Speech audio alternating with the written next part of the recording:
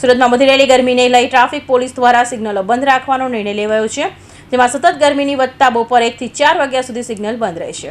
સુરતમાં વધી રહેલી ગરમીને લઈ ટ્રાફિક સિગ્નલો બંધ રાખવા નિર્ણય લેવાયો છે. ગરમીમાં સતત વધારો થતા બપોર 1 થી 4 વાગ્યા સુધી સિગ્નલ બંધ રાખવાનો ટ્રાફિક પોલીસ દ્વારા નિર્ણય લેવાયો છે.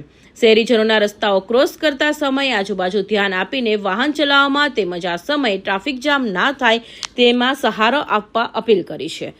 ગરમી વધવાના કારણે બપોરે વાહન ચલાવવું અસહ્ય થઈ ગયું છે, જેના કારણે સુરત શહેર ટ્રાફિક પોલીસ દ્વારા એક મહત્વનો નિર્ણય લેવામાં આવેલો છે, જે અંતર્ગત આવતીકાલ તારીખ 15/4/2026 થી બપોરના 1 થી સાંજના 4 એટલે કે 13 થી 16 સુધી ટ્રાફિક સિગ્નલો બંધ રાખવામાં આવશે. એટલે કે આ સમય દરમિયાન કોઈ અકસ્માત ન થાય એની તકેદારી રાખવા માટે આ સિગ્નલો ઉપર ટ્રાફિક જવાન અને ટ્રાફિક પોલીસ તૈનાત રહેશે. વધુમાં લોકો તડકાથી બચવા માટે એ લોકોને શેડની વ્યવસ્થા કરવામાં આવેલી છે. મોટા મોટા જંકશન્સ ઉપર શેડ બાંધવામાં આવેલા છે. તમામ ફોર વ્હીલ વાહન ચાલકોને અમે લોકો અપીલ કરીએ છીએ કે તમે લોકો ટુ વ્હીલ જે ચાલકો છે એ લોકોને આ શેડમાં ઉભા રહેવા માટે જગ્યા કરી આપે અને આ સમય દરમિયાન અમને સહકાર આપવા માટે તમામને નમ્ર અપીલ છે.